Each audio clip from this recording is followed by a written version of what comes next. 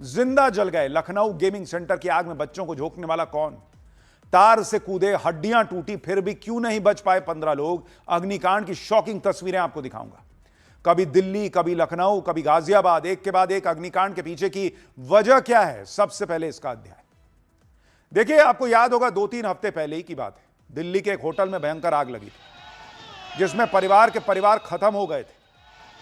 अब लखनऊ में ऐसा ही भयंकर कांड हुआ। आप तस्वीर देखिए, आपकी रूह कांप जाएगी। 20-20, 30-30 साल के लड़के लड़कियों की मौत हो गई है। किसी का दम घुट गया, कोई जिंदा जल गया। बॉस, ऐसा भयानक हादसा हुआ है, आप तस्वीरें देखेंगे तो आपका कलेजा कांप जाएगा।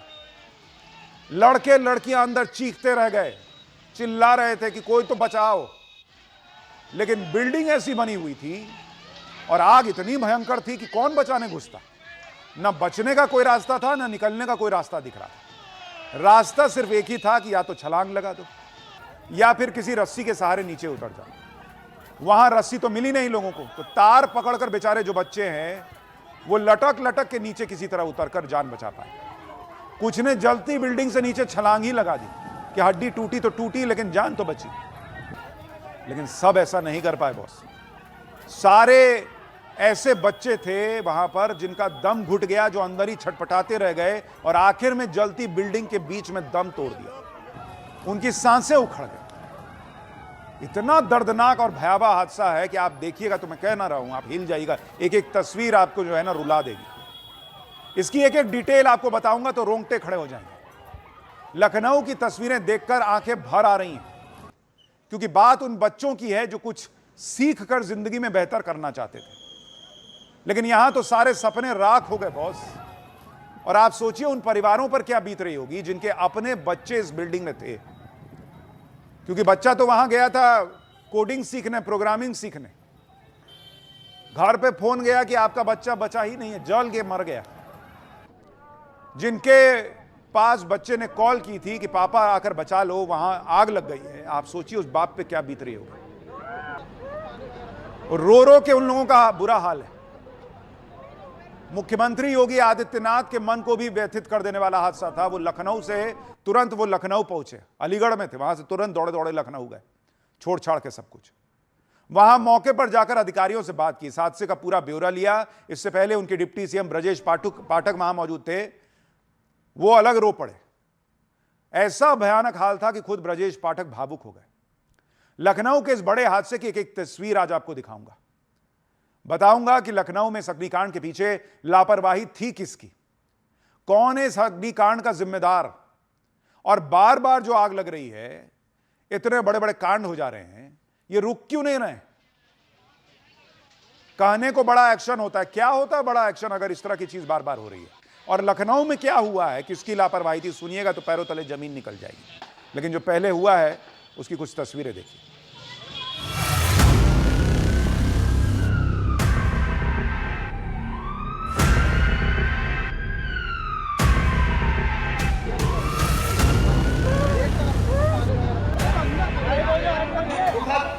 घटना के कारण मुझे तत्काल वापस लखनऊ जाना पड़ रहा है।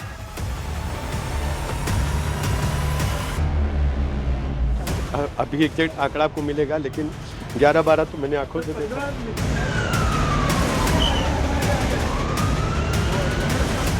सीएम ब्रजेश पाठक भी उनके ठीक पीछे नजर आ रहे हैं और एक एक डिटेल इस वक्त मुख्यमंत्री योगी आदित्यनाथ ले रहे हैं।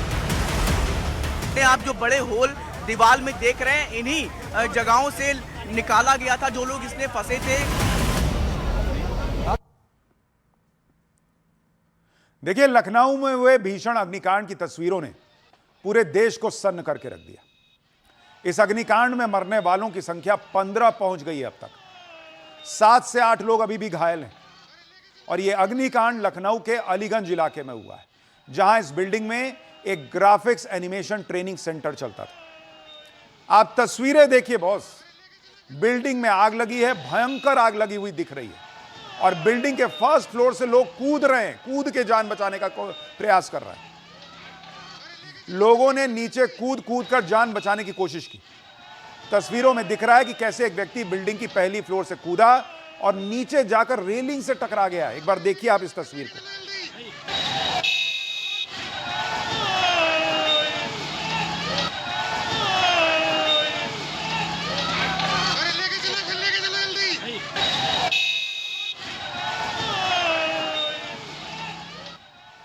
सोचिए उसकी क्या हालत हुई होगी। बेचारा नीचे कूदा है, वो रेलिंग लगी हुई थी, सीधा उसी पे गिर गया।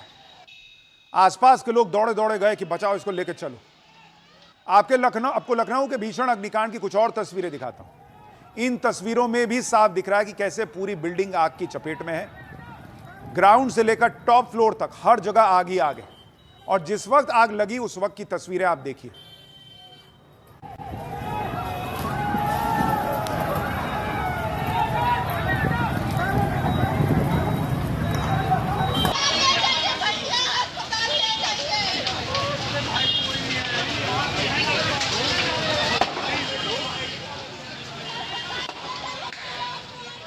तस्वीरें देखकर ही आदमी का मन जो है ना वो घबरा जा रहा है कि अंदर जो होगा उसका क्या हुआ होगा।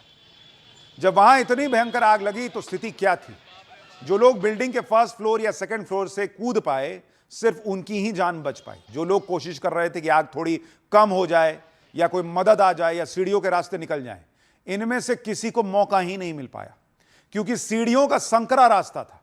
इतना सफोकेशन हो गया कि लोग निकल ही नहीं पाए। जो लोग ऊपर से नीचे कूदे, किसी को कमर में चोट लगी, पीठ में चोट लगी, हड्डी टूट गई। जान सिर्फ उन्हीं की बची है जिन्होंने आग से बचने के लिए ऊपर से छलांग लगा दी, या फिर उन लोगों की जान बची जो बिल्डिंग से लटके तारों के सहारे नीचे आ गए। बिल्डिंग में आग बहुत तेजी से फैली, बचने का कोई इमरजेंसी रास्ता ही नहीं था। ऐसे में बिल्डिंग में मौजूद लोगों ने कैसे अपनी जान बचाई, उसका एक भयानक वीडियो आया, देखिए जरा। आग लगने के दौरान ये लोग बिल्डिंग के बाहर लटक रहे तार से लटक लटक के नीचे आए। देखिए कैसे लटक के लोग नीचे आ रहे हैं। आग एकदम भनभना के बढ़ता जा रहा था। एकमात्र सहारा बाहर लटके हुए ये तार थे। देखिए कैसे लोग उतरे हैं। भाई देखो यहाँ पे आग लगी है भाई, कैसे लोग अपनी जान बचा रहे हैं भाई। ये देखिए भाई कैसे लोग अपनी जान बचा रहे हैं। आग लगी है, देखिए तार से उतर रहा है भाई। देखिए भाई तार से उतर रहा है, देखो भाई आग लग गई है।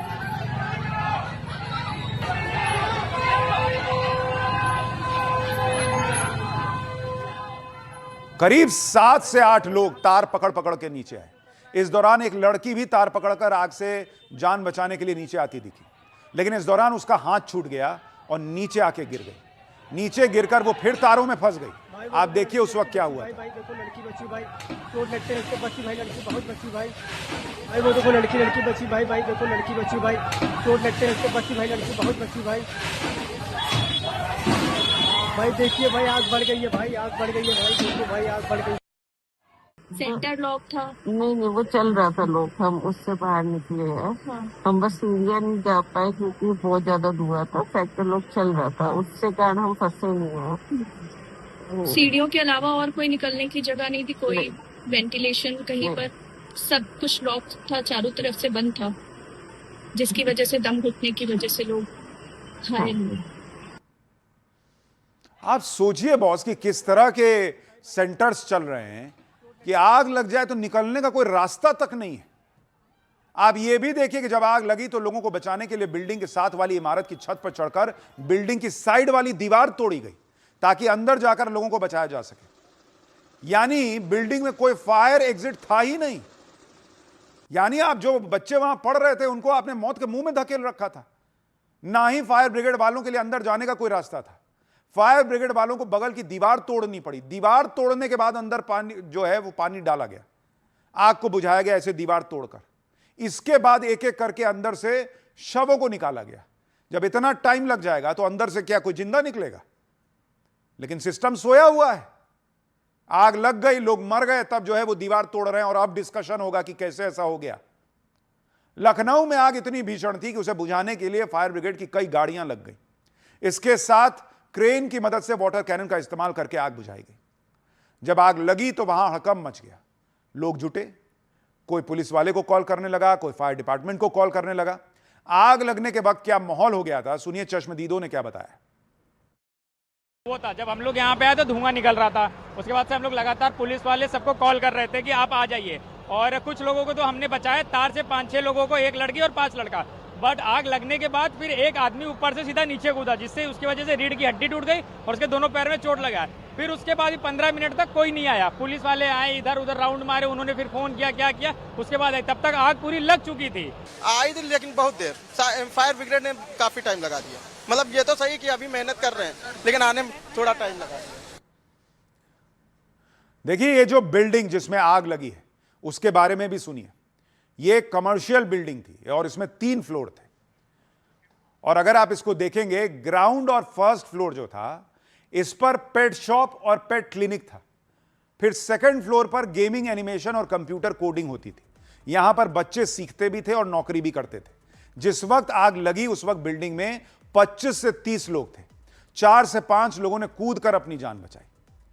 जिस बिल्डिंग में आग लगी वहां पेट शॉप भी था।